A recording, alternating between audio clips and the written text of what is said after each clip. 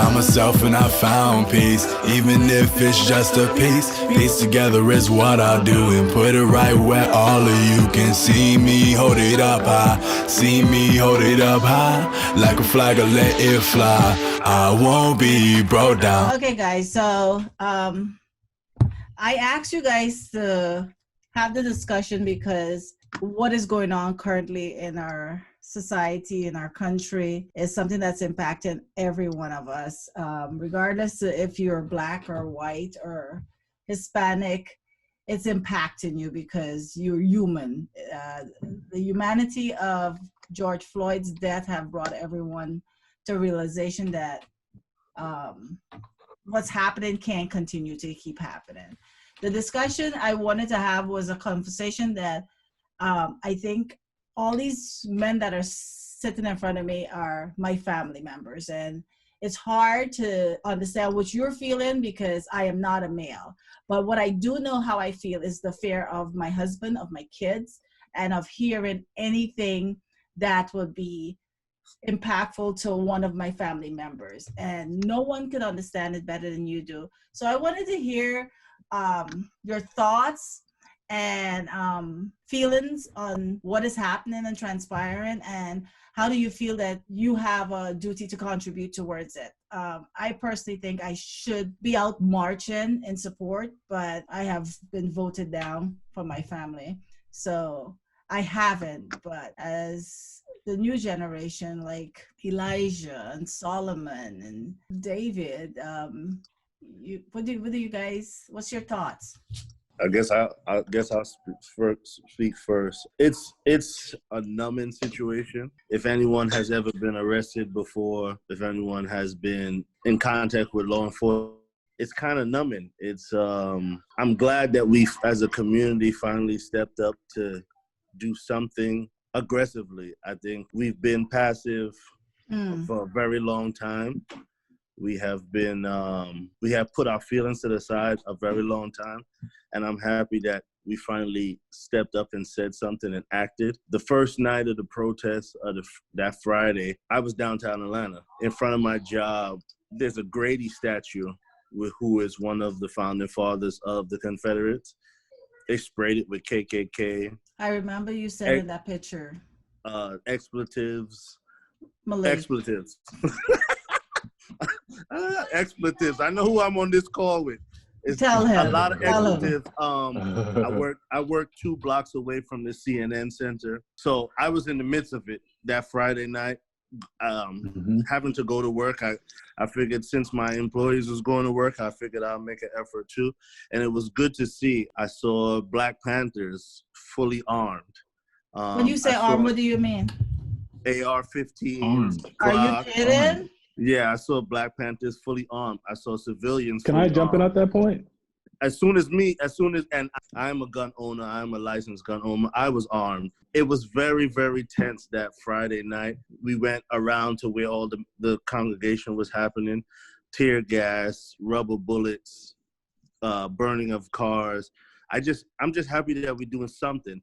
I'm not all for the looting and all of this stuff. I know our voices need to be heard. They've been ignored. I'm not for everything that's going on, but I'm just glad we're doing something. I agree with you. I'm not for certain things, but certain things serve our purpose. They don't, you'll notice that the most times now that people are speaking out, especially people at the top of these companies, that they're speaking on our behalf, they're not speaking on our behalf, they're speaking on their pocket's behalf. Exactly. Because no one listens to Black people until the money starts getting messed up, because we're the most peaceful, respectful, kind, and loving people on the planet, from my opinion, from what I've seen. We're responsive. Our responses have been mild and kind for eons. We're very responsive. It's just our response has always been so sweet. So now that, if you're looking at what's happening, they're breaking into stores and tearing stores down. That shouldn't even be really the focus. The focus should be, you're doing this for a reason. So how do we appease you so you don't do it anymore? Not stop, cut it off, shut down the riots. No, there's a reason for it. We shouldn't try and stop you and shut you down, because your anger is there. It will continue to be there. It'll just change form. We need to find out why you're angry and understand and respect that. And that's what a lot of people aren't doing. I lost a friend in the last 2 weeks because he was having anger in his mind because his dad's a cop. So his anger was on the other side. And you can't be angry on the other side of my mind. If you're angry on the other side, you either lack a heart, lack empathy, or you're unintelligent. I can't mess with people that have those three factors. Yeah. I'm glad that you outed him out of your inner circle, because it doesn't take much to look at a video like that. I know we've seen plenty other videos, but all those other instances were kind of quick instances, whether it be gun violence or whatever the case may be. Eric Gardner might be the closest thing to what we saw with Floyd, but to see someone literally, that was a lynching. Exactly. That was a lynching. Exactly. No words we can say, but that is different. It's different. It sparked a whole different internal light switch that all of us had inside of us. Like, yo, can't happen no more. I must tell you, I think people coming from a different country have had a different experience to the American experience as an African American.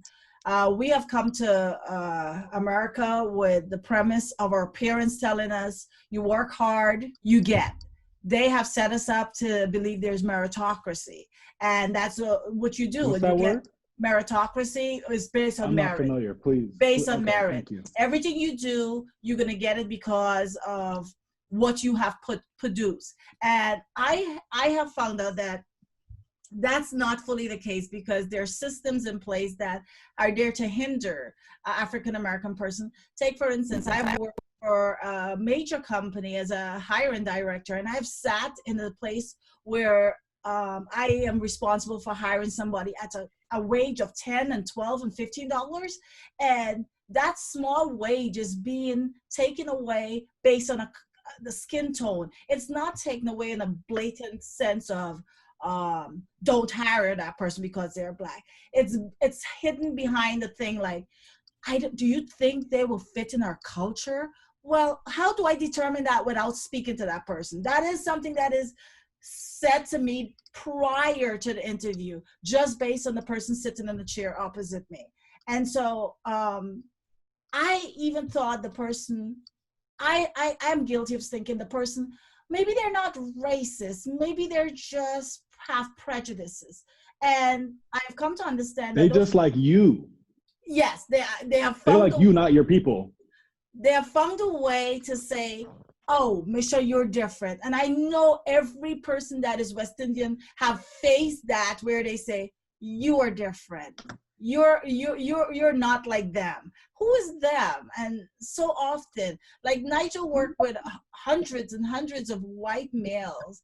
His job, he has the most qualifications, and yet still he's a target, but it's not a blatant target. It's a target that is more sophisticated, that you have to question, is that a little bias? Is that, you're not sure, is that microaggression I'm feeling? And I think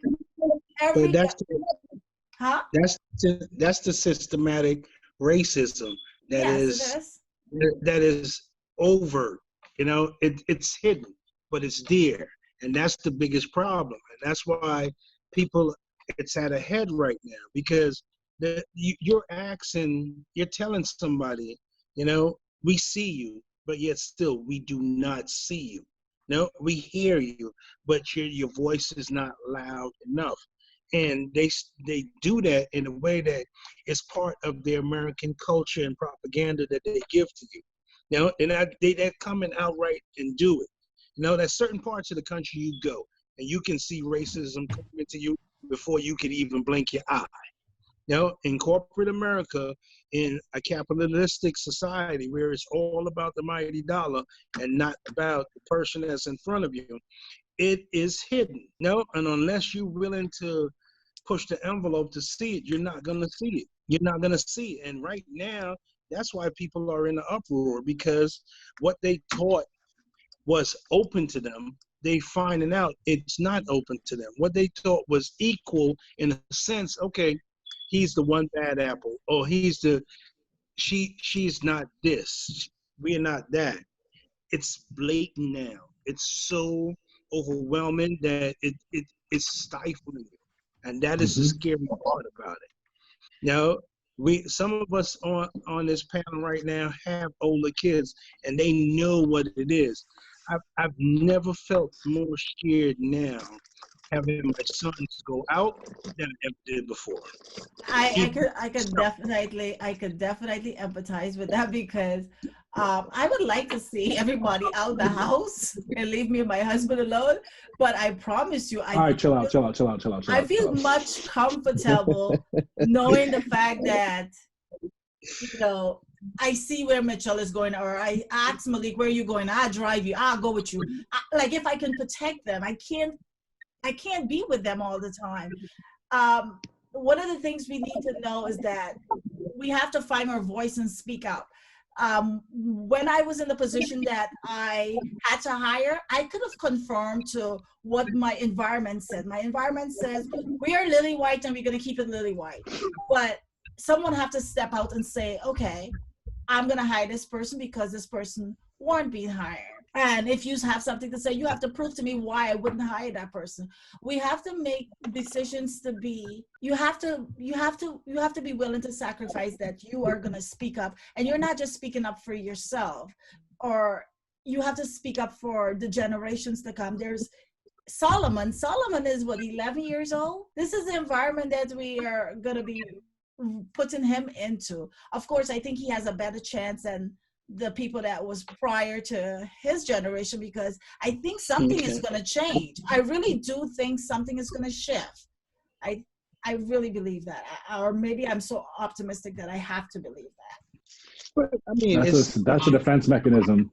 Who can wait for it to shift?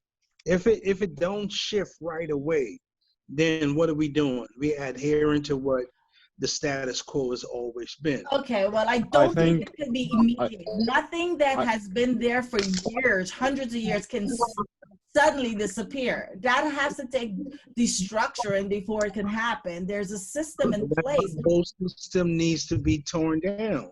The whole system. Yes. Sometimes you have to burn the whole house down, and that's okay. I agree with that, Malik. That's why you have to. They can't stop.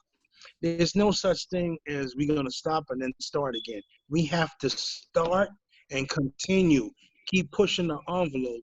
I'm going to use this, and you can edit it out. But think about it this way. You know, David, Nigel, Malik, y'all could all adhere to this. You know, if you're trying to date a young lady, and I applaud all the young folks are doing it. Now, whoever they picking up the mantle and running with it, I applaud you for it. Don't stop. Do not stop, because the moment there is a pause, they won. But you know what, Wayne? I said this on not before you say something, Michelle. I said this on a podcast that I mentioned earlier. I said that a lot of more people gotta die. And I wasn't talking about us minorities. I was talking about those people that were born in the 40s and the statistics. And training their grandchildren. Now with a shift.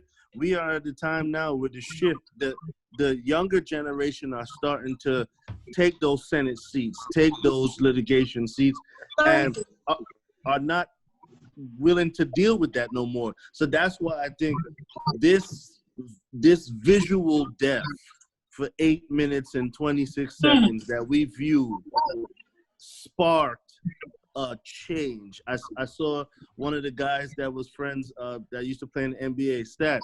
He said, my boy started the change. And I really believe that the group that's really outspoken now is the group that understands, that have all the information at their fingertips. And they know if we stop buying from these people, we hurt them. There we go. If we stop supporting those people, we hurt them. Because if you look at so many people, so many companies that had one stand a week ago, they realize, hold on, we need to be on the other side of this. Starbucks. Because they know black dollars are so powerful. No, Nike was one of the first. Nike been on our side from the jump. So I think that's why I wear Nikes.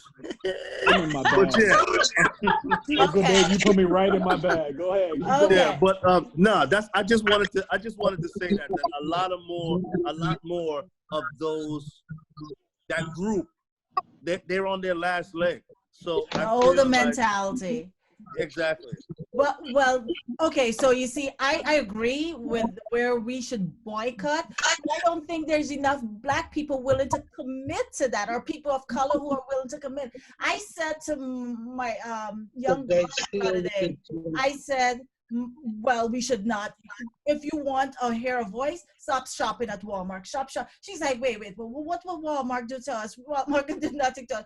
But we have to understand we have a serious buying power, and where we spend our money do matter. That's the commitment we have to do to even get people to pay attention. Yes, they're listening, but I agree that we have to keep pushing, but I don't think the pushing is looting. I don't think the pushing is physical. I think the pushing has to be. I think the pushing has to be financial, because financial is what's gonna make them listen.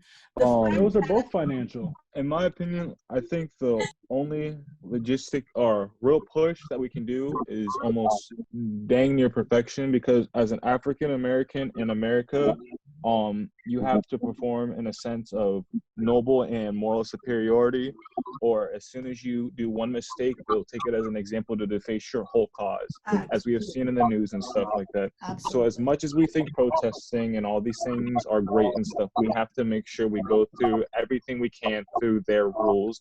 Otherwise, Well, what the does it second matter we if we do, break them down? the matter is the point of the movement, and that's because it's the thing is, when people have these morals and things that they do when there's a bias against African Americans, they will make sure they put themselves within an echo chamber. The more fuel we give them to have negative reasons to speak against us, they will reinforce and throw that out. Fox News is a perfect example of that. They are the most, their perspective on it just caters to people, because at the end of the day, their whole is to retain an audience. They will feed a narrative that causes them to go that way. So as much as we'd like to think that, yes, it's somewhat justified that after watching people die since Trayvon Martin on camera for 8 years growing up, that at some point things have to legit break. As much as we'd like to think that, it's not going to help us in the end goal, because no matter what we want to do, there's always going to be people that twist the narrative. And until we don't give them a reason to be able to take our story, which goes back to my point of perfection, we can't really do That's impossible, though. But that's my point. Is. Even if we do, I mean, he's exactly correct. It is impossible, because you could catch me in front of a building with a sign, and I could say it could be completely peaceful on the sign. Someone could take one picture of me and Photoshop it, and it's something completely different. Or another person could come and start a fight with me, and I have to defend myself. And someone could film that and only catch the part where I'm attacked. I'm winning the fight. And now the protester beats up a white man or something. It can spin it. And that's why until there's no, it doesn't matter what they spin or do. That's the position we need to put ourselves in, where no matter what they're doing and spinning, it can affect us. I don't know if it's possible at this moment, but I think we can. It's just the overwhelming majority has to follow that, and it's kind of hard to contain just a super huge group of people. But the most important thing is we all have platforms, whether it be 20 followers or 1,000, that we make sure that the little people who do view us understand that, because then that can spread out like a spider web. Because as much as we'd like to think we'd have power in America and changing stuff like that, it was a white man who abolished slavery, and it's going to take a white man to get rid of all that's been going on. So we have to make sure that we set examples to the people around us, so that they can go and convince the people around them and finally do stuff and touch them. There's a part to that you're missing. With the media outlet that is at your fingertips, at every given chance, you have to tell your story. And if you tell your story and you get it out there to enough people, there's enough objective eyes going to look at it. No matter how you try to spin it, you have to tell your story and how it is affecting you. That's the only way that will come about change. If you're going to do everything in a military manner, no, they can break it down. But if each one of us is going out there and using the media and using the platforms that we have and tell our version of the story. Enough version of the story gives you a complete picture. And that is the problem. You see, the thing about George Floyd is that in the initial part of it, we saw one part of the video. And then everybody started adding to that video that gave you a complete picture of what happened. And the more shots that you saw of what went down, the angrier you got. When you heard that young lady pleaded with that cop for what he was doing, pleaded with him for what he was doing, the fact that that young man didn't want to back down from the cop, no, that made him uncomfortable, that he kept looking back, but yet still he had a veteran that he couldn't tell what to do. Every angle of that video got you a little bit more angry, and you got a concise picture of what happened. That's what I'm saying. Tell your story. If you go out there and protest, guess what? And you're gonna do it in the manner that you want people to listen to you. You know, you're not gonna pick unnecessary fights. You have to remember, if there's 10,000 people out there, there's 10,000 views of what you're doing, because everybody's pulling out their camera and doing. It's just who's interpreting. One thing we cannot negate, the fact of the matter is that we don't control the national media. Okay? But there is enough stories. If there is enough stories to contradict what they're trying to push in the national media, guess what? More people will listen to you. How does those stories get out? But Instagram, Facebook, whatever media possible that you have, use it. Uncle Wayne. Turn your phone on and post it. Uncle Wayne, record it and post it. Let me ask you a question. Yeah. So I like to call the people in my generation, we're so quick to throw things out there, but we're not quick to digest and pull information in. I feel like you and your generation, y'all will go through and read and actually digest information. Correct? You feel like that way too? Yeah. I feel like that's I agree with that. The biggest issue is that we are quick to throw information out, but not quick to take information in properly. You guys will take information in correctly, but you guys don't. You are not as talkative as, because you're not as well versed as we are. But look at what that video did, though. Now, as much as you say that, and is actually you're speaking the truth, that video from so many different angles mobilized people in the entire world. Because you could have spin it any other way. There was no way. There's no way you could have done anything but the first video did it all. I mean, like. Say that again. Say that again. There is because of that video. No, there was nothing that you can do to stop it, because the video. I don't think we're debating that. I don't think we're debating the video. That is a definite source. This is what I'm saying, is that I'm answering his question, because he said this generation do not dig into it. They see it and they move on. The fact of the matter is that it was shown to them in so many different angles. It mobilized so many different ways. Yeah. Because we saw it so many different times, we had no choice but to digest it. Yeah. We had no choice but to process that. This is the rawest this has ever hit me, because I'm an adult now and I'm not in the same community I grew up in the last couple of years. I'm now seeing things from a way that I'm a black male, and there's nothing beyond that. I was driving, the last time I got pulled over was at like 1 a.m. driving from a community in Pennsylvania that is not particularly loving of us. And the whole time I had my hands on the dashboard, I didn't move them. Because, and the fact that the matter is, to me, is like, that's something I learned and I picked up to do. People will joke with cops and talk back to cops and have a full conversation. I didn't even want to look this man in his eyes. I didn't move. When he asked me to get my driver's license, I stared at him and said, "Are you sure? Can I do that?" There's so many hoops and circles that we have to jump through if we want to go home that night. And that's the thing. Yeah, exactly. I feel like I told Malik just a couple, maybe a week ago, I have been negligent as a parent to teach my kids how to be Black in America. I didn't think I had to. I have lived in my own bubble. Nigel uses this phrase all the time. I'm in my bubble. My bubble was Upper Sinclair. There was no harm around me. There was no foul. There were definitely deep-seated, those microaggression thrown at us, but nothing that was really threatening to my sons and their lives. And therefore, I never taught them that You go, that's pull the you thing. over, That's the thing. put your So hands under the cuff, on the thing, until I saw, you guys know that movie, The Hate That You Gave? That movie made my heart bleed because I did not do that for my boys. My girls, and do understand, when I mention the boys, I am not forgetting my daughters. I just feel like Black men are, no, men in general are the cornerstone of families. And I think men have been targeted from since slavery for a reason, because once you disrupt that, you control the woman in the family.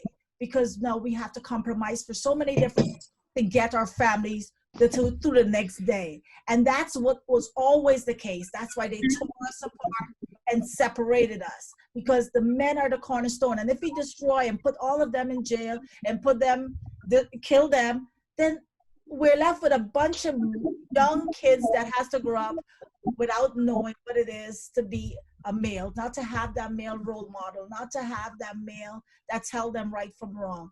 And I think that's a bigger picture of what the cops are doing. It's not just they just killing men. Sis, can I tell you something? Uh-huh. Can I tell you something? You as a Black woman, you are part of the problem. You are part of the problem because you drank the Kool-Aid. Hold on. You guys drank the Kool-Aid and you believed it and you lived it. They fed you the propaganda that you didn't need us to complete what was going on and having a normal life. That you guys can do it on your own. And the most educated people on the face of this earth is our Black sisters.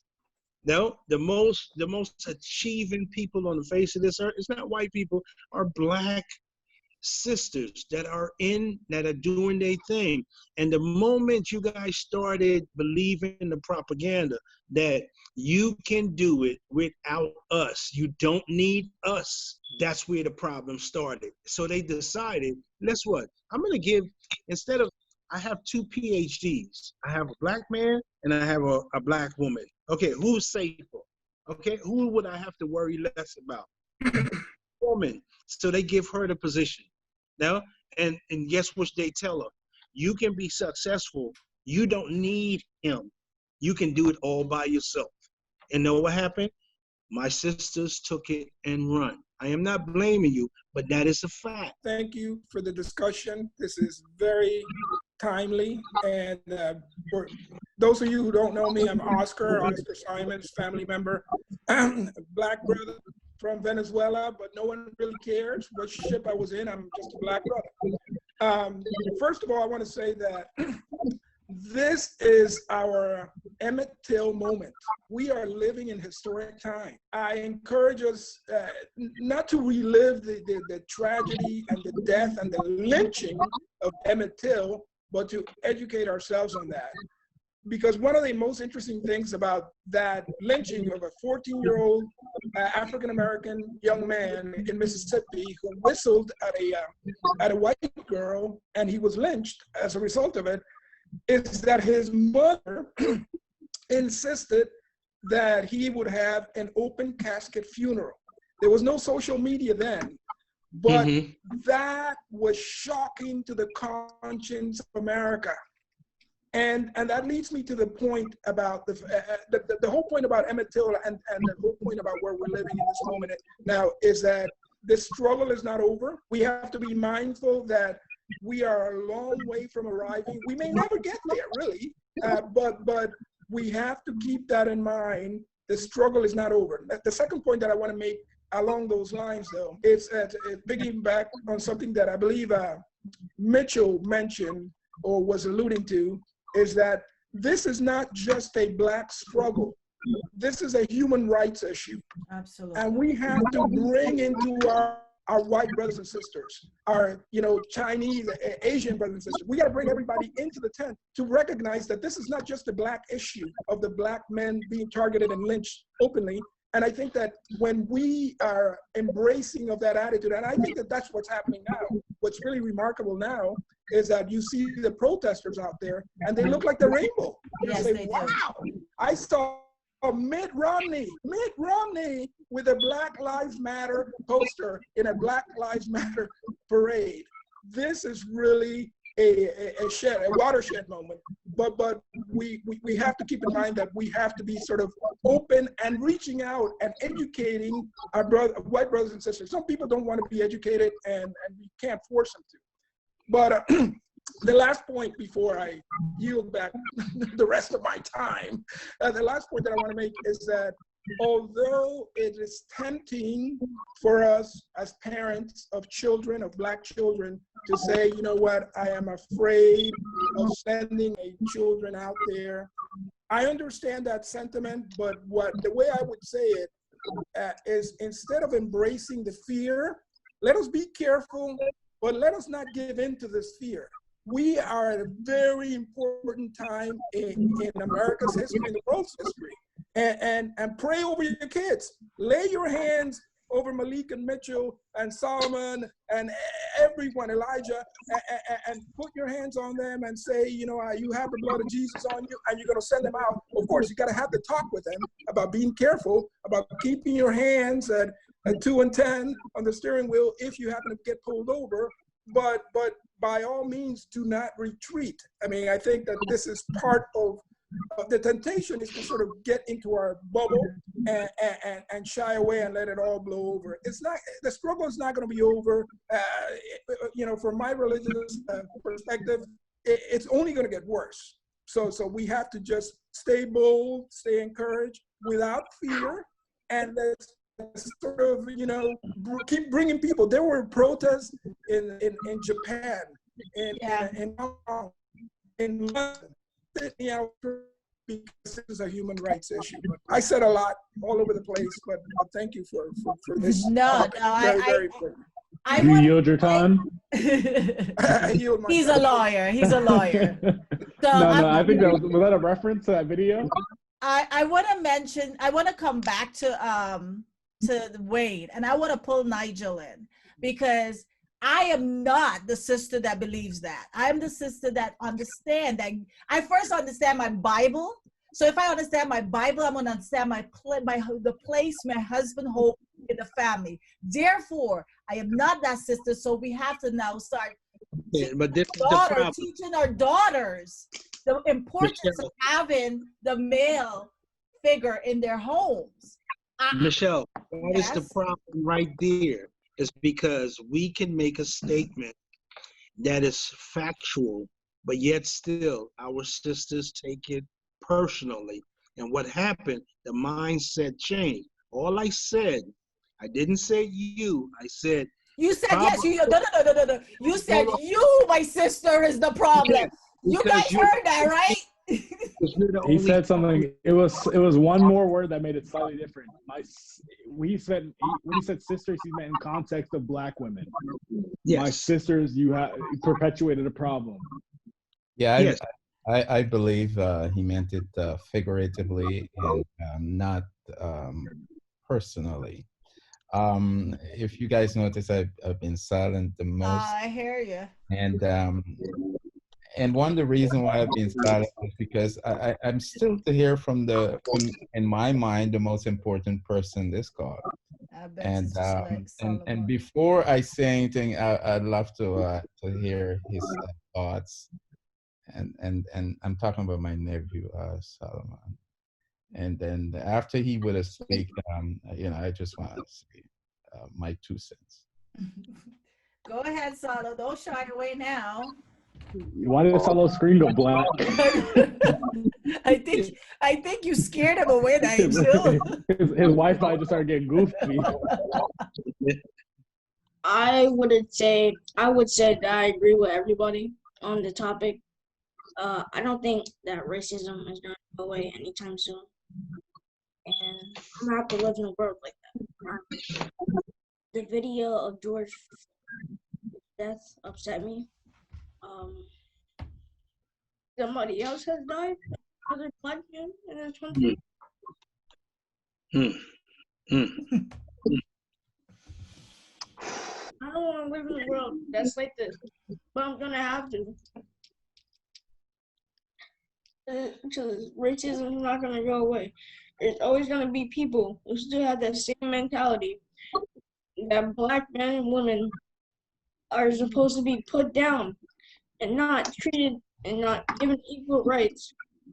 Yeah, I'm not surprised that we get that kind of response from Solomon, and why I'm not surprised because you know I want to speak to how we're all conditioned to think and behave, and unless you are affected personally, or you've seen people's lives interrupted, or unless you know someone that doesn't look like us can feel the pain of a child growing up, you really can't relate. Um, I can remember many years ago, I was pulled over in New York City, and why I was is because I fit the description and I was driving a certain kind of car. So for me, that's you know, pretty personal, and that's New York City. And uh, in Atlanta, I was in Atlanta, and and own a business in a mall, but yet still I wasn't comfortable with law enforcement because one of the people that were sworn to protect me and my family had a Confederate flag in his car. And for me, that's quite uneasy if you believe in a certain view. And fast forward to last year, and of course, I took some time off so I could go to Pittsburgh and drive with Malik and his girlfriend, who is European American, from Pittsburgh all the way to Dallas. Of course, we went through a number of states, and we overnighted at one point. And the reason why, because being much older than him, I didn't feel comfortable that you know, he would be left to drive on his own, even though he's an adult, a young adult, of course, through many states, and have to be pulled over for whatever reason by a cop that might not look like him, but has a daughter that looks like his girlfriend, that does not or might not believe in an interracial relationship. And then we go to Buffalo, and I see a white male that was shoved, the older white male that was shoved by the cops, and he split open his head and was bleeding, and I teared up. And you know what? It was sad. I teared up more than I did when I saw a cop or police, a white police, pressing down on the neck of a black male. He was treated worse than a dog.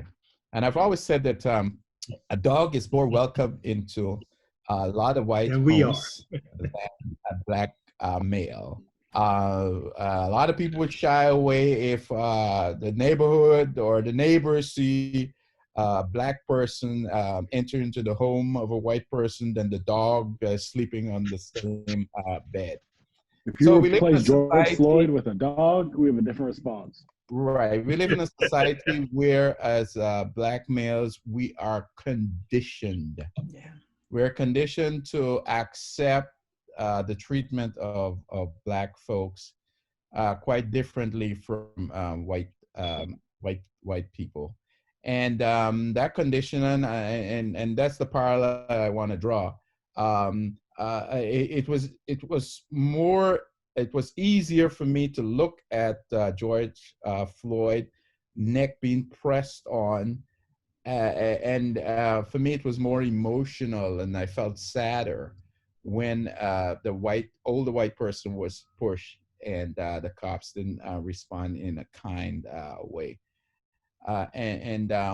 We cannot come out of this state of conditioning until things change.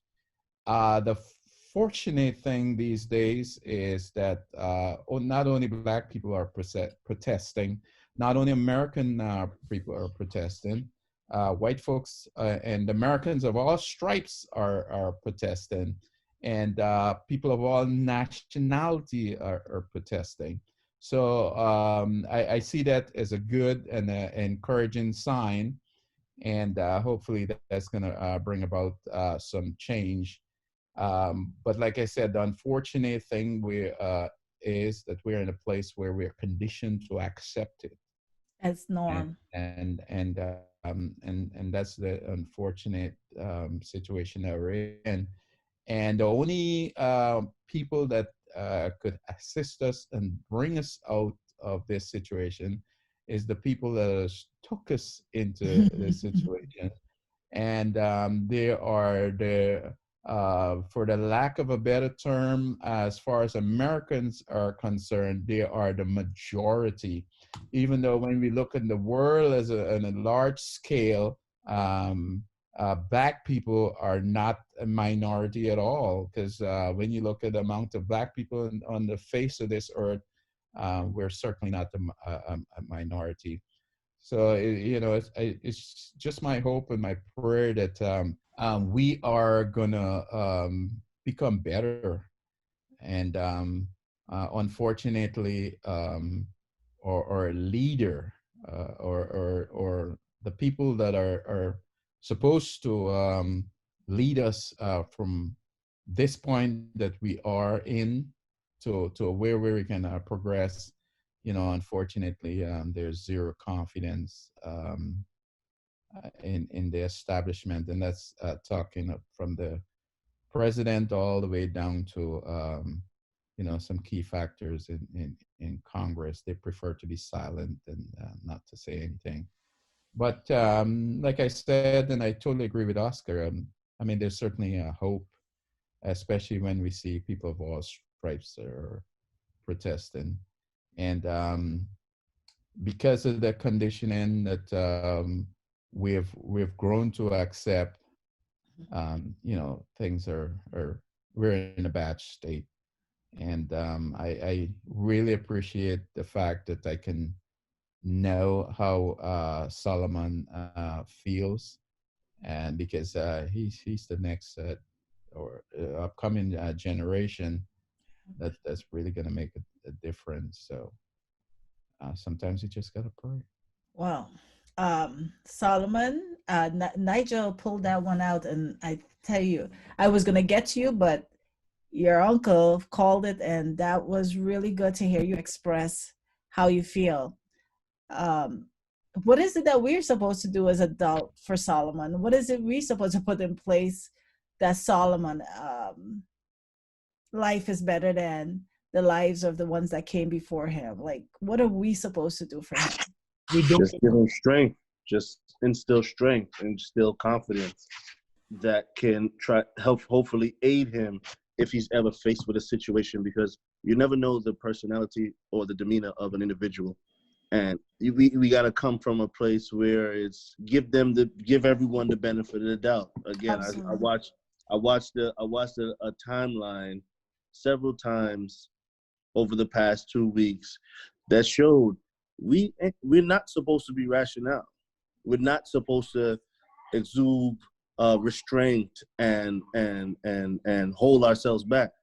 We're 50 years, 60 years removed from being segregated. So what I do with my boys is I instill confidence in them.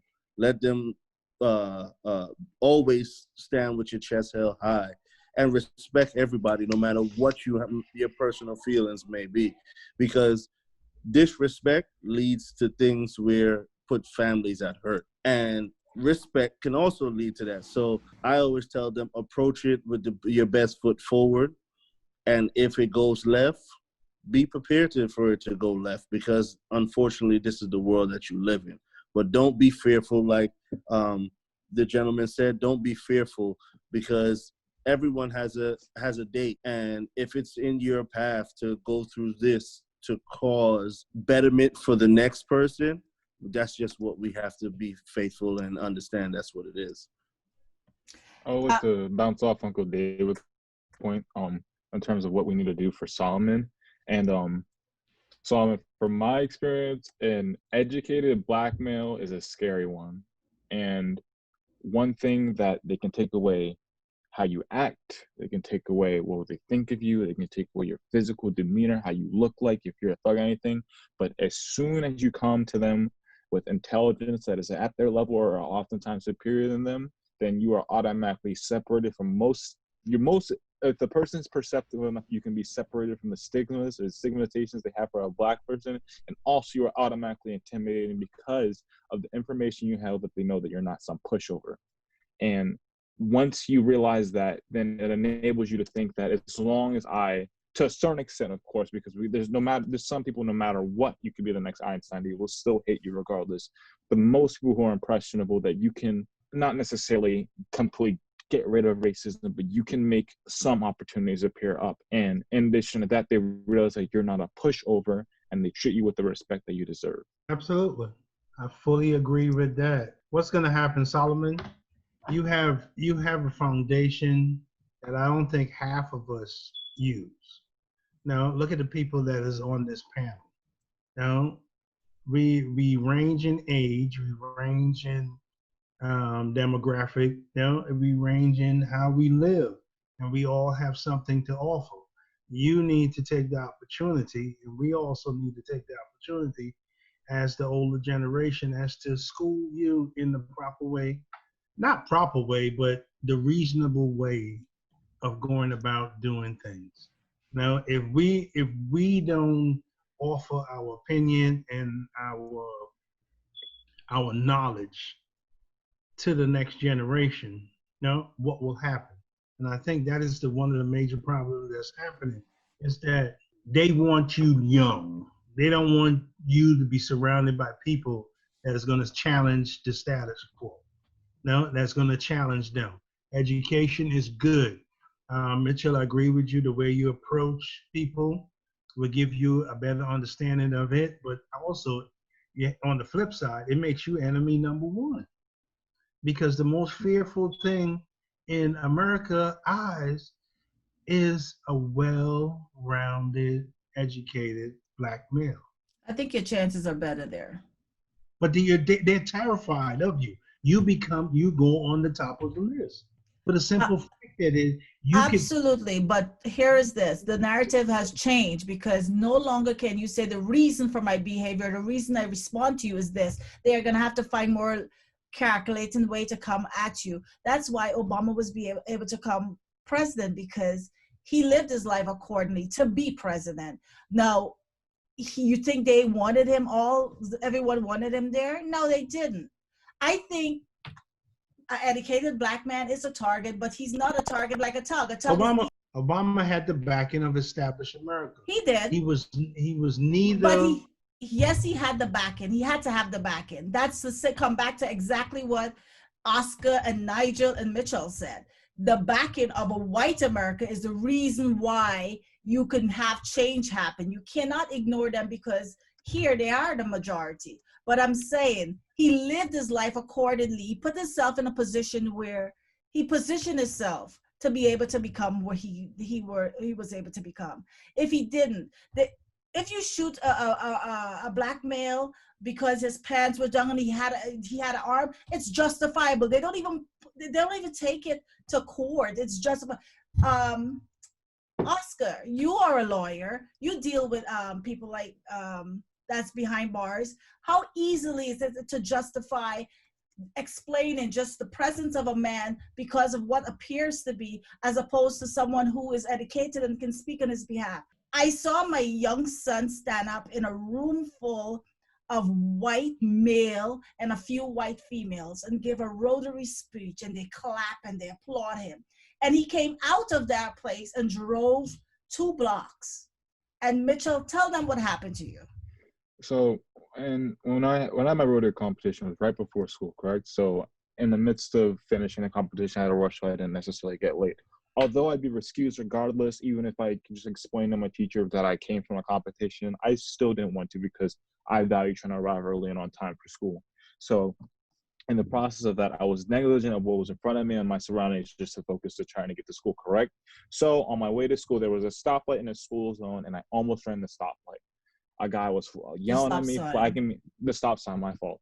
The stop sign. I stopped. I pressed the brake so hard that I think the emergency brakes kicked in, but I stopped right in front of the stop sign. And because of my negligence, a Caucasian, probably, if I had to guess, at least 45 and up male, who was not a police officer at the time, but he was in fact, probably somebody who was just there routinely every school morning, just making sure kids are safe on the highways are going down, came down and started doing this hand thing to me, like, don't tell me, right? He was yelling at me and I didn't hear. I was more confused, and he started shaking his hand like up and down. What he was indicating to me was to get down my window, and once I ran down my window, he started just going in on me. He started throwing curse words, insults, or quotes on insults, and more like sarcastic comments like, do you even have a license the way you're driving?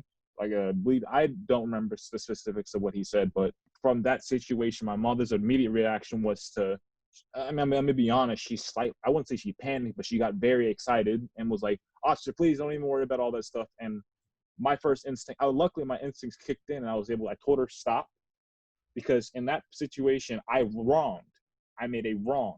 So I have no position in any situation, like logically speaking, when you're in wrong, you don't have the position to combat against whatever is going against you because you did something wrong. But in that specific situation where there's a white, angry male who has authority over me, and I actually made a genuine mistake, there's nothing I should be doing to give him more fuel to that. So unfortunately, I almost felt demasculated by how submissive I had to be just to get the guy to cool off, because at that point, he did not care what I was doing. And to me, what was so interesting about this situation is just the dichotomy of how I just came from a speech competition where I won money from and used my ability to, my language prowess to articulate my thoughts in an effective way to express the microaggressions I go through my years of high school, just to go and feel it again, legit only a couple minutes later, by a grown white male who was irate, and almost could have done anything to me. Because if it was I got him on a bad day, he could have ran my plates, and then I could have gone a fine or something along those lines, where he could have asked me to stay there while he got the police and all that stuff. So the reason why that story is just so, I'll never forget it, because it's like, no matter what I do, even if I demonstrate that I have the ability to do all these things that all the other white kids do, at the end of the day, I am still a black man, and I still will be treated as one. Because I literally just came from a speech competition to commemorate myself for winning that.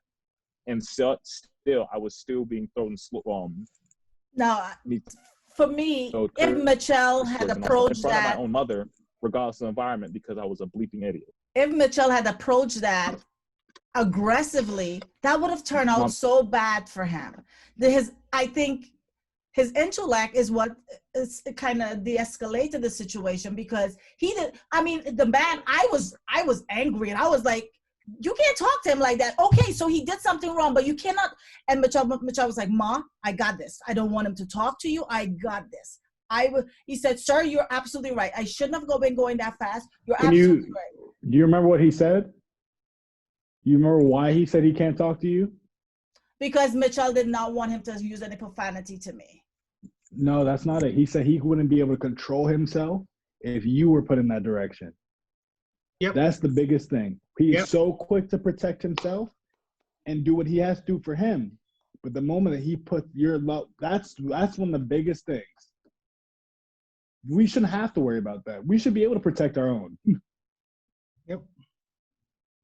That was the biggest thing that jumped out to me from that story, was the fact that he had to become submissive, not for the fact he was worried about himself, but for the fact he was worried about you. Using his intelligence and applying it in a practical way to manage that situation. I'm a little curious, although it's a little bit irrelevant. Did he get a ticket or did he? No, he didn't. No, I came away from the situation completely unscathed, unfortunately. Yeah, no, I didn't get anything from it. I guess I calmed him down enough, and he let me go by and just pretty much just like, don't do it again. That was just, for me, what I'm just saying, Wayne, is that yes, we are targets when we're intellectual, but it's the safest place to be. because Mitchell could have approached that like, yo, you ain't gonna talk. And soon as he did that, that whole thing would have gone totally different, and it could have been another black brother that is facing something that he didn't necessarily need to face. Now, granted, he should have never approached Mitchell in that manner. Don't get me twisted. I'm not saying that. And that's the problem. He felt it was okay. Yes, he did. Yes, he did.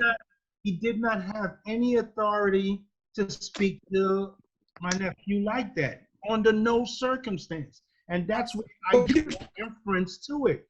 I applaud him for staying calm. He stayed calm. Right. Now, He was given authority. But His skin gave him authority. exactly. It's not the right authority isn't the word, but his That's skin the gave privilege. him That's the the confidence. Yes. The confidence to do that. Because that's if you what he walk should in a have building done. and you do what you think you're supposed to do, no matter what, like if I walk into a store and take something, I look confident walking out, they're not going to stop me because that confidence says he knows exactly what he's doing. Exactly. And that confidence he used to raise his One voice with my thing, little though- brother is that confidence that he was taught to say, you can do that. Okay, Oscar's saying and it's something. Let's hear what he has to say. And it's an important point that we shouldn't sort of brush under the rug and say that he had to, in essence, be submissive. To quote Mitchell, he felt emasculated. And I totally understand that. And I'm not saying that we have to or we should that. That should not be the message necessarily for a young Solomon. But at the same time, we have to keep in mind that we live to fight another day.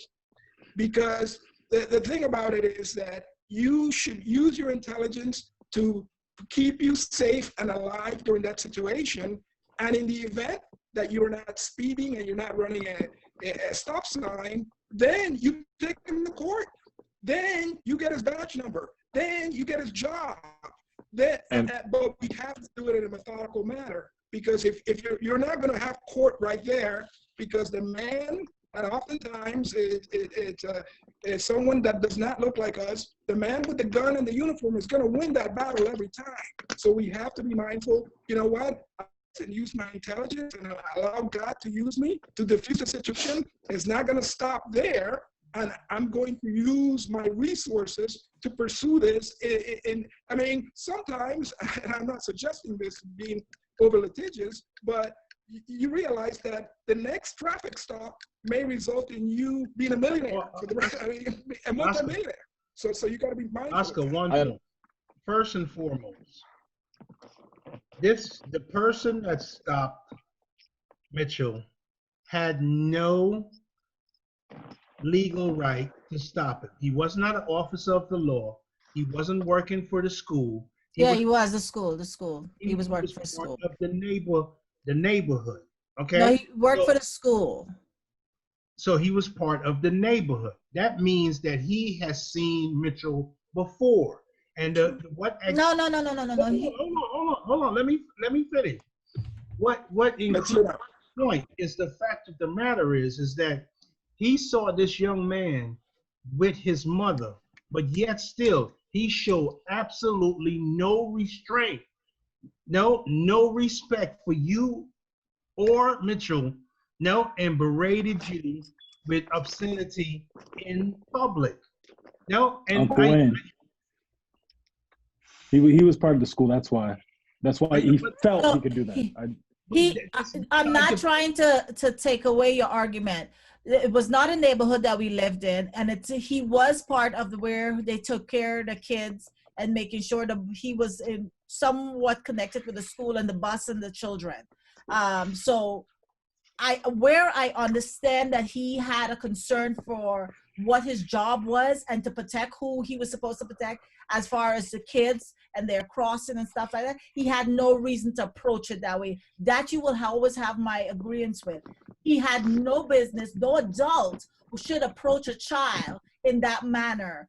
And that's where I would say his white privilege came in, because he thought he could. Lack of respect. Absolutely. I'm not arguing that, my brother. I'm not arguing that. What I'm saying that in that situation, although I don't agree with it, and I don't say he has the right to do it, my son used wisdom. He used his intellect to de-escalate it versus being upset just like him and responding in kind. I would like to highlight a point. And the thing is, if I may say this, my dear brother, we will get to respect, but first we got to stay alive. I am not saying that he should have gotten out of the car and confronted him. No, what I am saying is that once it's started, there's a way of getting people attention. No, that this is not the right path to go down. No, he did the right thing. Don't get me wrong. The where I draw inferences is allowing him to continue to speak that way to him. No, Right. he needed to stop him. Right. Well, and I don't know what to tell you. I mean, I think that you are correct in every point you're making. You are correct as a man, as a human being. You are 100% correct.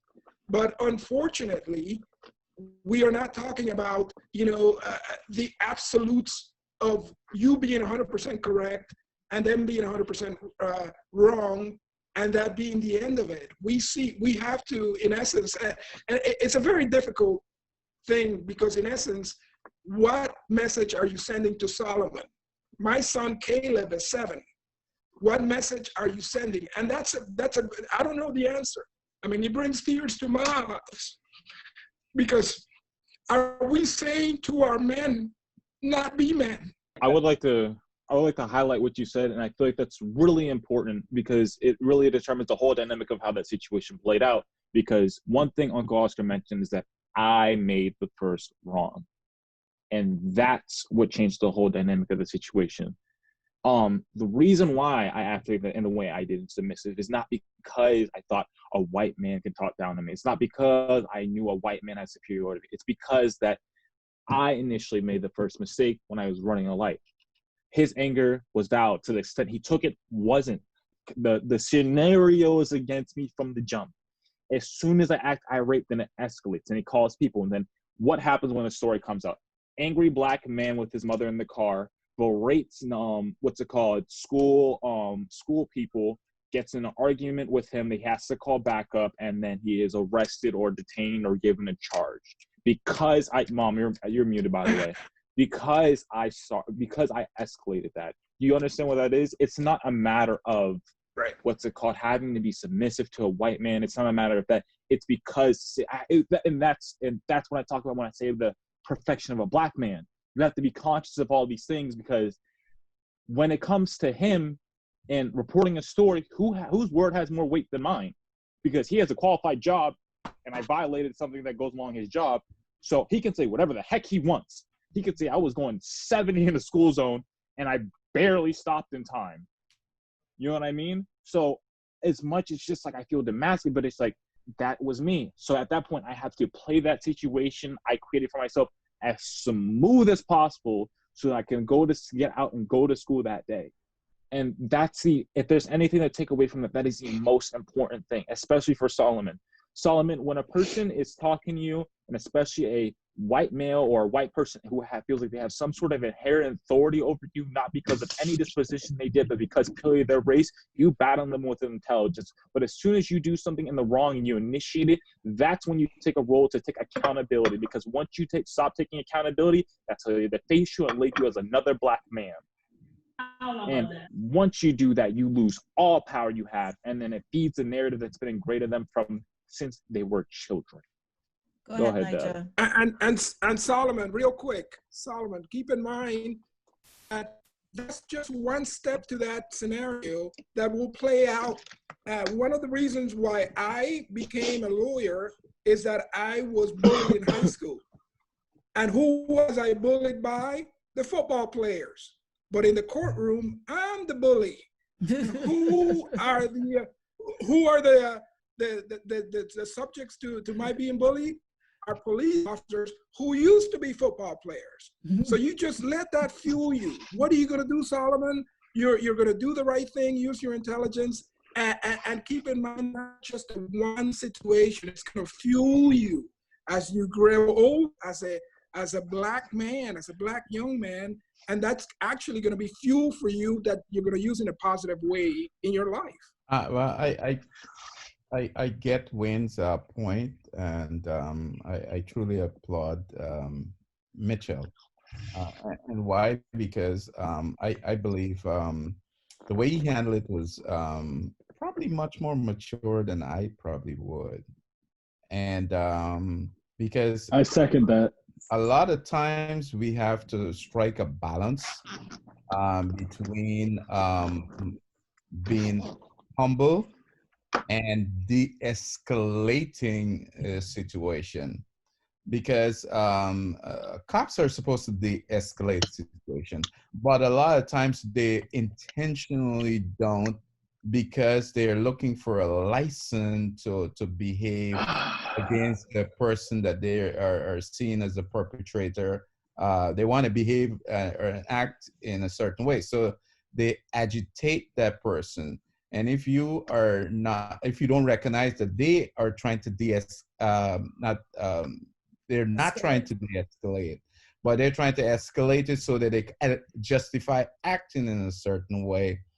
You have a leg up when you be humble and you try to de-escalate it, because a lot of times we don't take actions like complaining, writing a letter, uh, finding out who's the person's boss. So there's no fear of any kind of retribution coming from us. We just let situations slide, and people in authority knows that.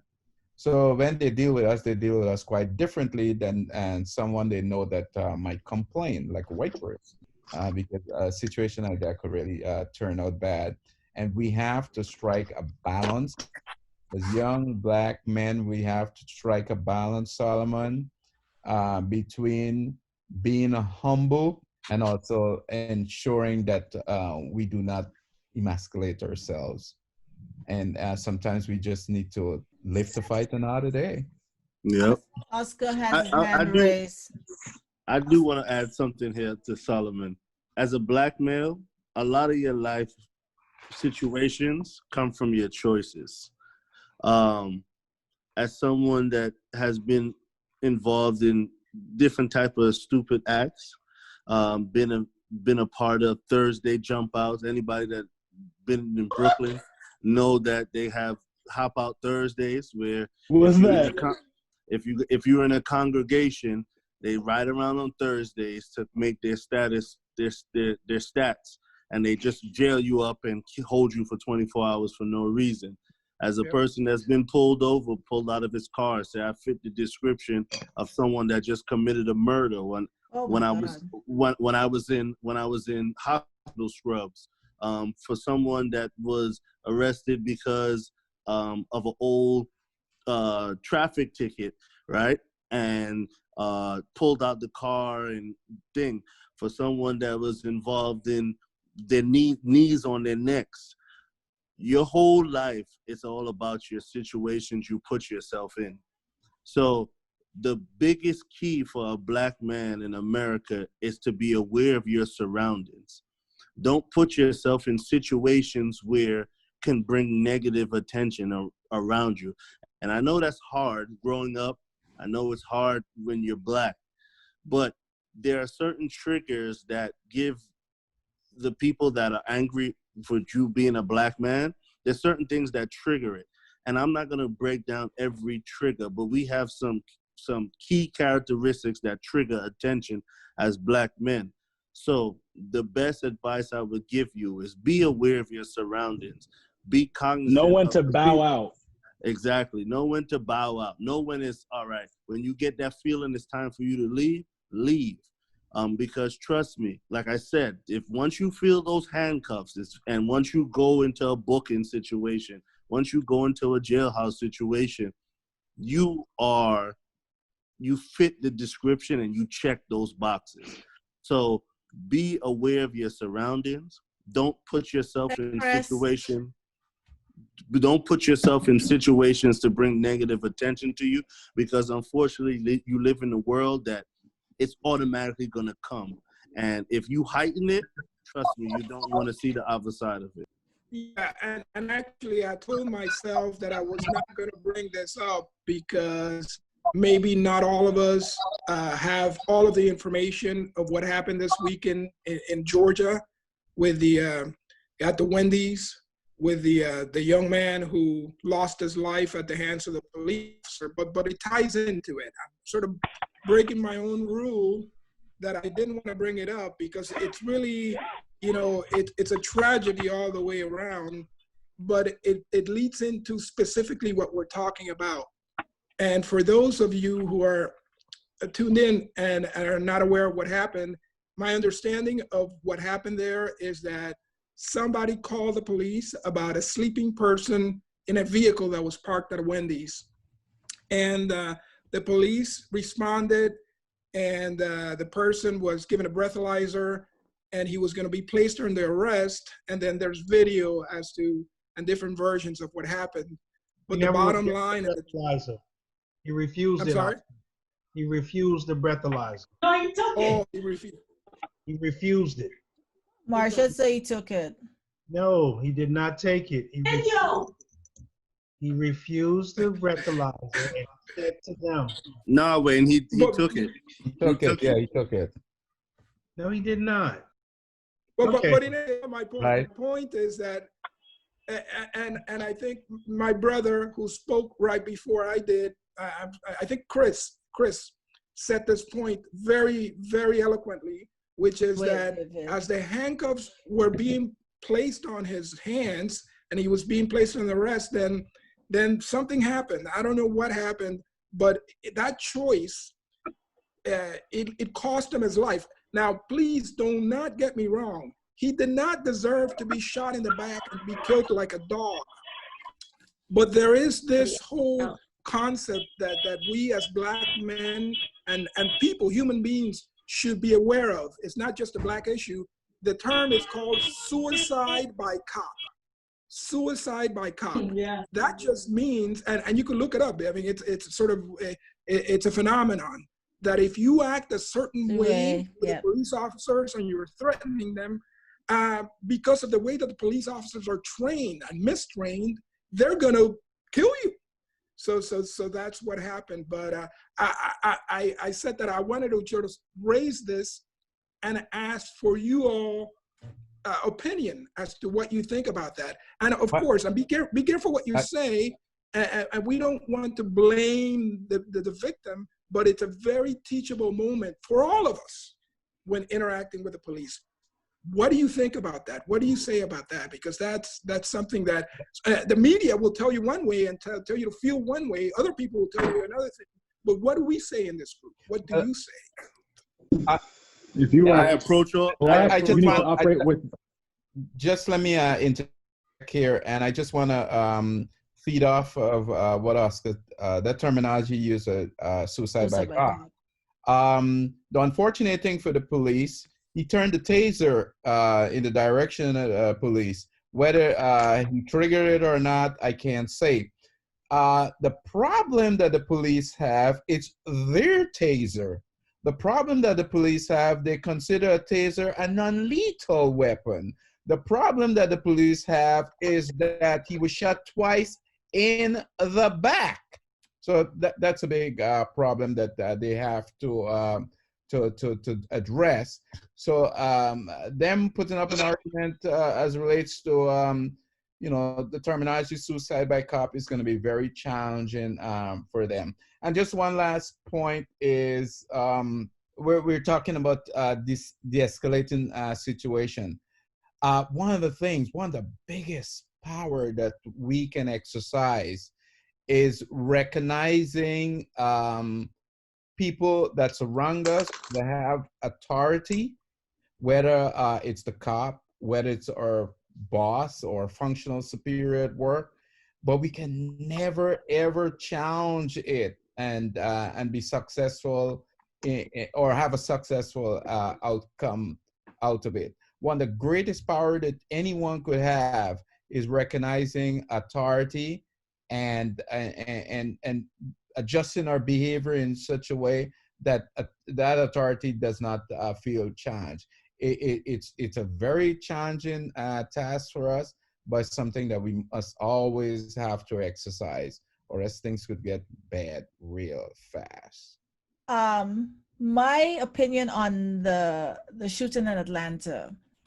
I'm gonna pull a piece from what David said. I'm gonna pull a piece from Oscar, pull from Mitchell, and even from Wayne. So I think the situation should have never escalated to where a man sleeping in his car is a problem. If he's drunk and he pulled aside and he had the good conscience to say, okay, I should not be driving, I don't think that should be a threat to anyone. Now, taking that, he was tested for a breathalyzer and he did the breathalyzer and he came back, whatever, and now he is going to be put on the handcuff. I don't think that should have happened. Now, him running away, struggling with the cops, here again, what David said, we have to be careful of the situation and the choices we make. When he ran away, he should not be shot in the back, but when he turned that taser, although that cop knows when that taser was released, it has to recharge to be able to taser again, he still was in the place where he was trained if he's threatened to respond in kind. I am not in any way condoling that man's life being gone and saying that was supposed to be the case, but we do have to be conscious of the choices we make. And if a cop stop you and you move a wrong way, that's why Malik said he put his hand on the counter and he said, "Are you sure I can go for my wallet?" Because if it's up to his interpretation of what is threatening, then we are in problems. Because that's exactly what he he interpreted that as a threat to his life. Therefore, it was justifiable for him to lose his. Now, you guys got to know, I do not believe that young man should have been dead. But we have also to understand our environment, and our environment is not the ideal. Therefore, we have to make sure our choices is accordant, because then we stand a chance of putting our lives in danger. That's my opinion on that. I think that's a dangerous way of thinking, Mom. That's for lack of better words, I'm going to say that's a slave mindset. We shouldn't have to.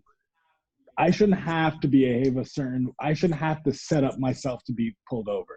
When I get pulled over, I have a shortcut in my phone. If I say, "Hey Siri, I'm getting," I don't want to say it so it doesn't trigger.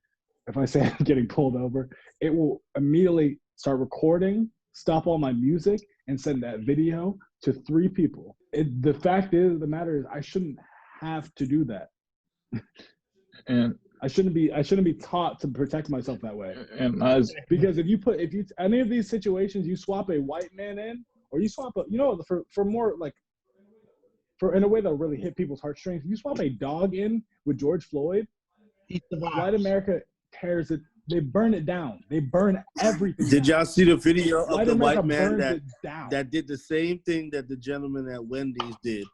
Did you see the video about the white guy that did the same thing? No. And he chased the cop. He literally, the cop was running away from the white guy after he took his taser. Go and look it up. There's a video of a same situation where the guy's like, "You're unnecessary, and they pull out a taser, and the guy took the first shot of the taser, snatched the gun, and had the cop running around a parking lot. And not one time did the cop reach for his gun to try to kill him. All he did was run away from the gentleman. So yeah, so it's Malik, I'm sorry that you have to do all of those things, but this is the world we live in. Sometimes we have to realize the conditions that we're living in. We're less than 100 years away from segregation, slavery, and the diminishing of a race. We're less than 100 years away from that. We're talking about 1950s. We gotta be able to understand that. That's the first part of this that we need to understand. And then the second part of this I said something just about this. Prepare yourself.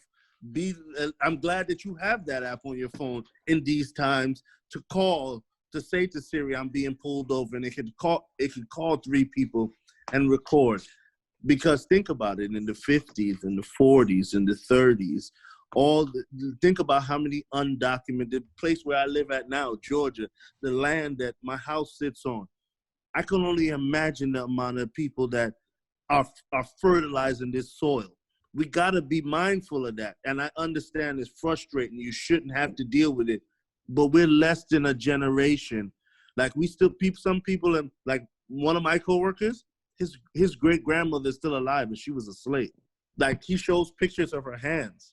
Like it's too close. So we got to be, that's the first part of combating this battle that we have to deal with, is realizing. I think they thought when they stopped segregation, they thought that was it. They thought that was all they had to give us.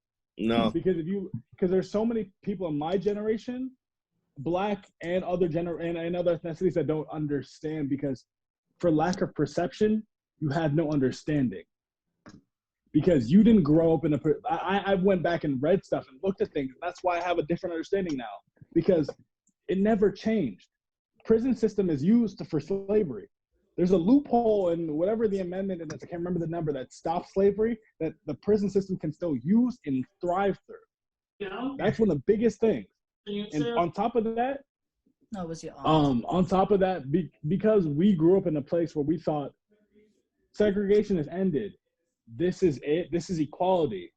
We were taught to be passive in a way that the generation above us would not be. And because my parents were born in South America and they experienced that as they're growing up, for most part, they don't have the same wherewithal to understand what was happening here. So me growing up in a very, very confused way until I saw now I understand that I'm very much a target. It's just interesting to see that they trick us with perception, because we don't see segregation, or we didn't grow up with that. We didn't grow up with it being taken away from us. We don't understand that they only just changed the words that they use. We can walk into any building, but you can still get shot in that building. Yeah. We live one state away where you find segregation every day. Now, have you ever been to Alabama? There's places in Alabama, whereas you would see, like, if you're walking right back into slavery, people are still living in shacks in Alabama. Now they have people that are working on other people's farm in Alabama. This is what I'm going to tell you, Solomon. Listen to me and look at me.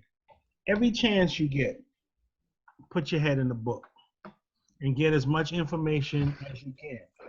Now, the more you know is better for you. But the way you express yourself now is equally important. Okay? Don't be boasty about your intellect. No? Just be knowledgeable, no, and steadfast in your approach to it. That's the best thing I can tell you. Because guess what? I can't be in every situation that you're going to be in, and I don't know of every scenario.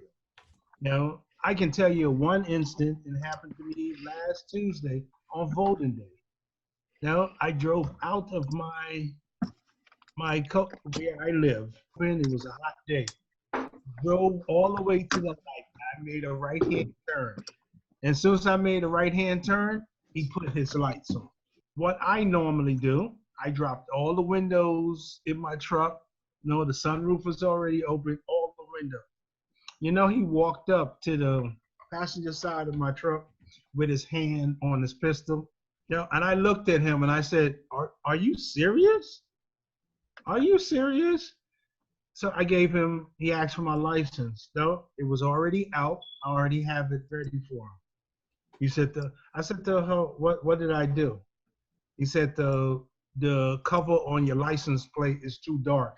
I had to come all the way up on you to see it. So I snickered. Now, so I gave him my license. Now, the fact of the matter is that I am 50 years old, about to be 51. I'm still overly cautious when the police pull up behind me. Overly cautious, and that is the most scariest thing in the world. Even when you comply, there's a problem. No, you say something to trigger them, there's a problem. You know, but just David said it, just be aware of your surroundings. Be aware of your surroundings. Do what you have to do and try to educate yourself as much as possible. Educate yourself as much as possible. Nah, I put 2 books. Malik, Mitchell. Those books might be, Solomon, those books might be a little bit too mature sure for you, but Mitchell, Malik, those are great books.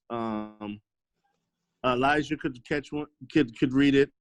Those are good books to kind of give you a different aspect of understanding of what it means to be a black man in America.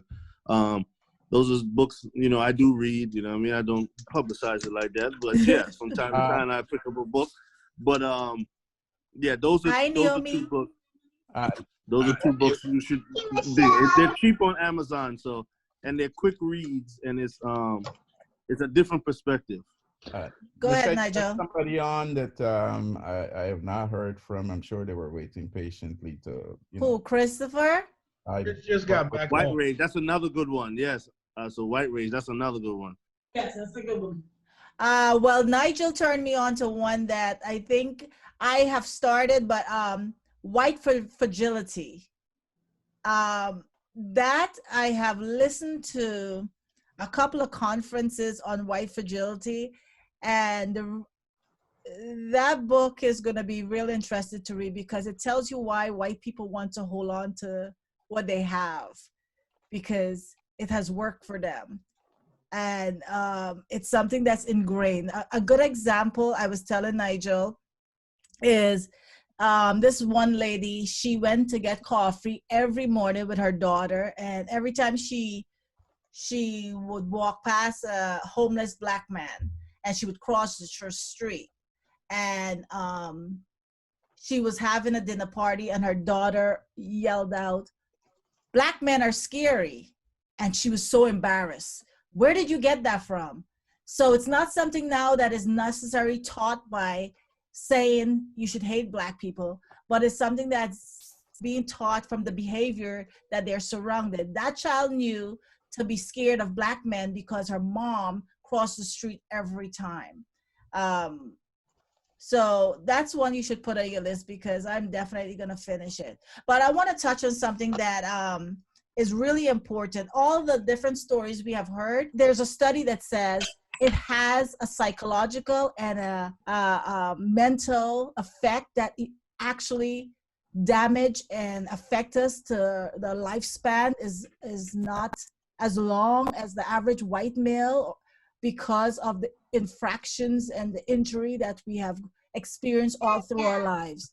For instance, how many times you're pulled over, how many times you are questioned about who you are and having to explain yourself, it causes injury to ourselves. And if we don't address it and actually talk about it, it actually shortens the black male life. It's something that is serious. It has even said that it has changed your DNA because of how much slavery has impacted the generations to come. That for me is even more detrimental to the physical because mentally they did a study and they put a black male that was educated and making over $100,000 and they put a white man who was making minimum wage, had no education, and his lifespan was shortened.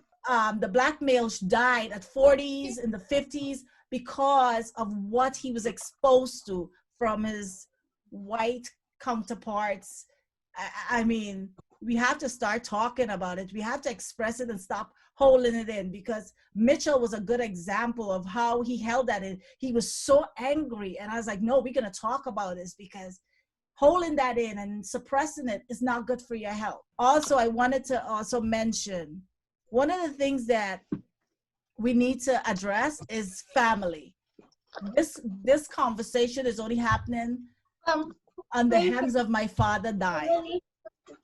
I would have never reached out to my brothers before that because I would have never thought it was possible. And we have to honestly address how our family treat each other. We have to be a unit so that we can be better for the little ones that come after us. When I see you laughing, what are you laughing at? But I am saying, I have lived in a white community, and there's one thing they have is traditions, and they have these things that they have use to form a family? Like, what are the traditions that we are having? What are the things that, who are the people that the young people can turn to? Do we really have any of that? We just live a separate life. And if you find any white person that is a middle class family, you see the connections. We have to start building connections that make our family stronger, because the family stronger makes us better in society. I don't know if you understand what I'm saying, but that is a real key factor of how the difference in how we are viewed in society. And I'm not drinking beer, Michelle. It's not beer drinking. See, it's cream soda. I don't say nothing to nobody but beer. No, yeah. It's about to come out your mouth. It's not beer.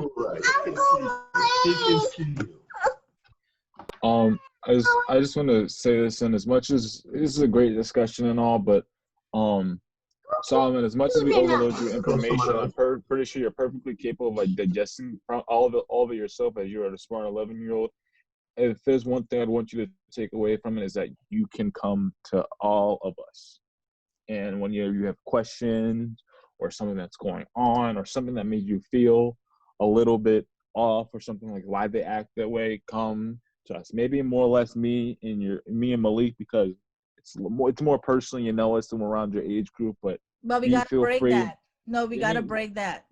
Baby steps, Mom, because what's it called? There's the same reason why I didn't really speak on it until I turned 18. I didn't even know what I was experiencing. You understand what I'm saying? So in terms of how you feel as a black man surrounding people and why the person they should open the door to get that out, because one thing you don't want to do is keep that in, because it can manifest or turn into several ways, whether it become anger or aggression or just sadness. It doesn't have to stay inside. So if there's one thing you could take away from it, is that you can call your uncles, your cousins, and all them stuff, and your aunts, and not have to feel like you can't be open, especially when it comes to how you are as a black male in America. Okay? I totally agree with Mitchell, and Mitchell, Malik could be the first people you go to, and they have the wisdom to know that if they need to escalate it to us that are older, us that are over a half a century old. Matured. Those of us that are matured. Like wine. Look at Chris rubbing his chin like, yeah. Or then and only then it is necessary. Them age ranges, my hearing don't pick up. So what were y'all saying? Wayne mentioned he was over 50, so I had to dig all those people, including myself. That's half mind your business. I am not y'all age. I am not your age. She's still a young tenderoni. Guys, I was go ahead, Wayne. Solomon, I know your mother listening in the background. You also have 2 other cousins. Now, a lot more cousins now that are not too far off from your age group. Now, I have my 2 sons. Now, Omar and Jalen. David have a son. Now, two boys. Sons. 2 sons. 2 sons. Close to your age. Marshallette, stop laughing. No, there's a lot of us all around. And the one thing I will knock this family to is just recently we started getting back together. Yes. We stay too far apart and get close when there's a tragedy. Stop letting it be a tragedy that we get together. Let's do a much better job at that. I know we all have our own lives to live, but the one constant that we have is the fact that we are one family in different parts of this godforsaken capitalistic country. But we are one family. Young man, I love you. Last time I saw you, you was knee-high to a grasshopper. No, I would love the opportunity to get to know you a little better. Love for you to get to know my boys a little better. I would love to see my sister that I don't get to see. Yeah, I guess you should or have. talk to She kids. ain't showing your face again. That was it. Show him the frame. I love you, Wayne. I don't believe you. I want Come in the frame. That girl Tell me scared to- the camera. Scared the Yes, camera. by your son. Come now. But I hear the guy in his child. Yeah, I hear the guy. This little boy over there. But he had it. Yes, Who y'all I- talking about? reach out to us. No, get the number from your mom. No, I will send it. Reach out to us. I mean, one of my greatest moments I've had in a long time, and I got to experience it with my brother and his son and my other brother. My dad, I don't care what nobody says. I think he's the greatest dude in the whole world, and nobody can dispute that for me because that's the way I feel about him because he's my dude. No, but we have brothers all over the place. And one brother came here for a funeral. Now, and he ended up passing on a knowledge to a family member that he never met, never seen, because he had knowledge about a certain thing. He was a Soccer player. soccer player.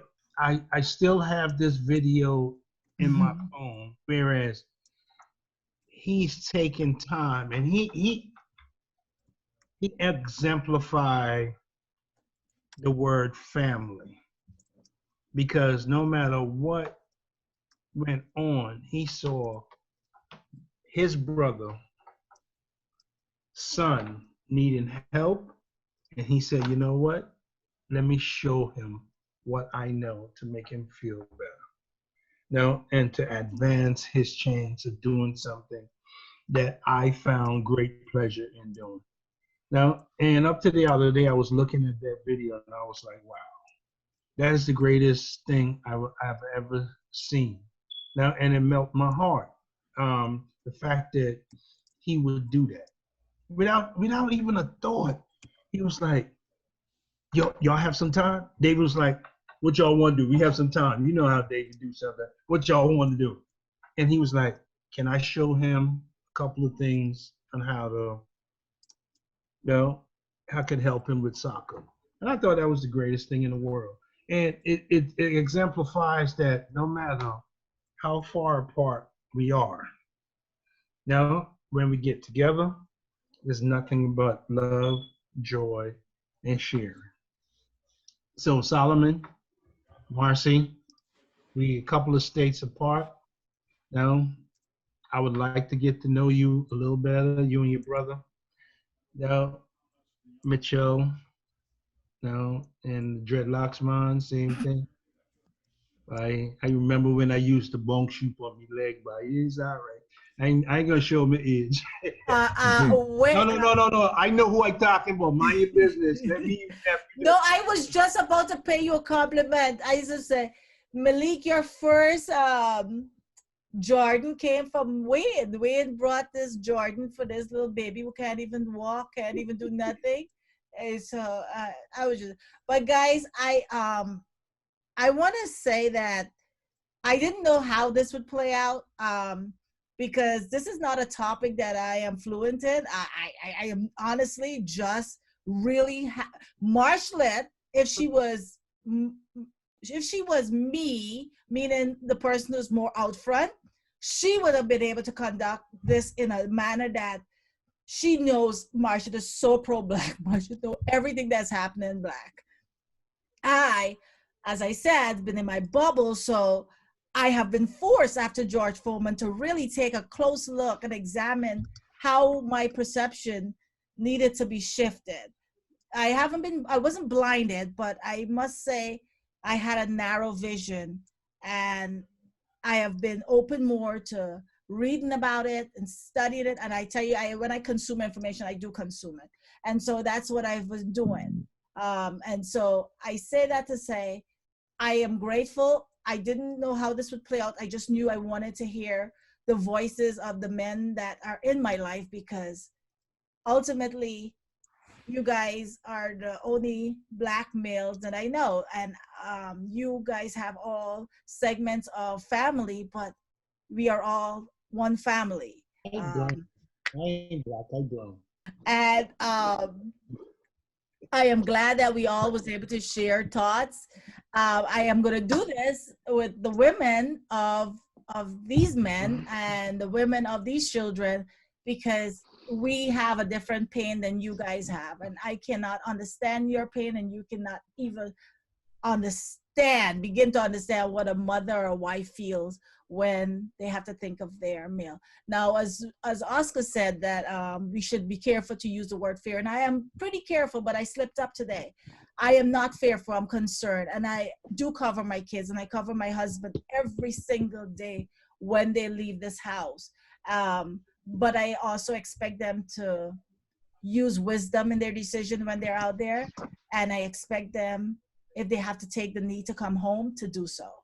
I am not telling any one of these men to say they should in any way be demasculated or not be men. I just want you to be able to come home to my sister, to my sister-in-laws, to me, to every one of the females that you guys are connected to. And if you have to do that by sharing your knowledge and understanding and being able to understand that it's okay to take a knee today and live to fight another day, that's what we need to do. So I personally thank you guys for sharing your thoughts. And if you guys have anything you want to say, you could close in saying that. Just one last thing. Solomon and I have no minor kids.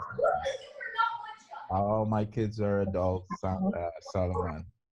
Now, that being said, you can always call upon me as a minor kid, as my nephew, if there's anything that you need, regardless of what it is. Whether it's counsel, whether it's something financial, regardless of what it is, know that you can always turn to me. You can always go through your mom or Auntie Michelle if you need to, or you can just communicate directly with me, and they don't even have to know. Yeah, he keep it a secret. But before we go, I want to say something to Chris. Chris, you hadn't said nothing, and I was talking, so I was kind of driving and I was trying to listen. But I mean, like, we all see what's going on. I've been here for 30 years. Our legacy in this country that's getting better. It doesn't look that way. After this, Floyd thing, maybe there's some serious changes that could be made. I got a buddy that I used to play ball with as a cop. He's a cop in the NYPD. He's teaching his nieces and his uncle, his nephews and stuff. If you interact with police, what to do just to get home. Hopefully, like I said, maybe we shouldn't have to be able to teach our nephews and ever get stopped by the cops, how to survive. So hopefully we get past the stage that, if you get pulled over or whatever the case may be, hey, here's license and registration. I shouldn't have to give you my life story or whatever the case may be for me to, go on my way or whatever, give me the ticket or whatever the case may be. But, like I said, hopefully things are looking up and hopefully it could get better. Hey guys, guess what? Something that I came on here to talk about, I didn't mention. The woman that was in, what park it is, Chris? Y'all Park is in New York. Central Park? Central Park. The power that she had to pretend that she was in danger and expose a Black male to it. Use the right words. She weaponized. But she picked that much haven't changed, in society that she could do, something like that. And usually when the cops get here or when they get to wherever they get, then we really want to hear your side of the story. So what did he call? So maybe something definitely was going on, got video and we got people got cell phones. I thank God for cell phones. And you can report some stuff to see that, there's unknown stuff that's going on, but she's not the first, she's not gonna be the last. You got a lot of Karens out there just doing nonsense. So, so like I said, hopefully we get into the stage that, it should be a crime. Or, at least start, like I'm saying, there is a law. There's a law that it just passed. Yeah, what's his name? Just sign it in. Yeah, Cuomo. Cuomo, yeah. But she picked, and to go back to what we were talking about earlier, it's so crazy that we were motivating each other to use our intellect. The gentleman she Harvard picked the worst person who's a Harvard graduate, yep. Senior editor at Marvel Comics, an animal enthusiast. She couldn't have picked the most non-lethal, non-person in the world. And you see, she lost her job, and a lot of these people that are coming out and making these funny jokes and taking these pictures, a lot of people are losing their jobs. A lot of companies are not tolerating it. So some good is coming out of it. Whether it be, we all still know they have their feelings in the background to the public. Just the fact that they're making public acknowledgement that they don't want those people associated with them and their companies, I think is a step in a great, because like I said, 30, 40, 50, 60 years ago, they didn't have to do that. But we got them to the point now where they are denouncing all anti-racist, and anybody that's racist or have these type of thoughts, they're publicly saying we don't want no parts of you. So I think we got to look at this from a double-edged sword, that we've made great progress, and let's continue and don't take our foot off of their neck. Yeah, and you know what, David? We have to think about this. The shoes is just on the other feet, because Marsha was saying, where are all these people going when they fire? And I said, I don't care where they go, because guess what? Whenever we are stopped, we had a behavior that we suddenly jump into the suit to make sure that we live to go home. Now they have to put their racist behavior in a suit so they keep their job. So that's what we have to keep doing. Putting pressure in the right way. I don't believe in the violence or looting, because again, it's destroying our communities. But I think they're getting to see how it feels to wear our shoes like that. That union cop in New York saying that we were treating them like thugs and villainizing them and all that stuff. And Mitchell said to me, you know what? He got to wear our shoes for 1 week. One week, and he can't handle it. And he got the nerve. Big facts. We are built for this by design. The forum is very nice. Hey, Caleb. I didn't think I would have this much fun, in this type of format, but I like it. I wouldn't mind doing it again. And we should have these discussions. I guarantee you, the weight of some of the things that has taken off of people just by expressing it. And that's why we go to psychologists, so we can relieve our burden. But we got to relieve it with people that we love. And so I don't have no money for therapy. I will send each one of you guys a bill. Because I feel like I've been burdened now. So the bill is coming out. Chris, I know you're going to have a smaller bill because you came in late, so you're lucky. Don't worry, Chris. Bill for what? Like money bill? Yeah. You summon us. Summon. I use the word summon. Thank you. So we owe you money. Big M, thank you. So, guys, you might have texted me like 50 times by. Where you there? I cried today. And you want a little money. Okay, guys, we're closing. I thank you. I appreciate you. And you guys, let me know if you want to do it again. I really do appreciate it. I would love to. I would love to do it again. Next time, I want to get my boys on it, Your boys were supposed to be on, Wayne. That was all you. Hold on. One get to go out. He been tied down. He get to go out. The other one got to walk. Left them by alone. All right, that's all right. When Big M go. Where he go? Let me find out where he went. Let me see. Let me hear where he had to go. I want to know where he had to get to. Malik, call your uncle on your own time. This conversation is done. Thank you, Wayne. Thank you, Chris. Thank you, David. Thank you, Fathom. Thank you, Mr. Cumberbatch. Thank you, Chris. Thank you, Oscar and Solomon. I hope this helped you to see things from an eye, well, several different eyes, but ultimately, I hope you got from here that we need you to come home every single day. So you have to use wisdom and you have to get your education. Okay. I thank you for the wisdom that you guys have given me over this Zoom call. Great job for everyone.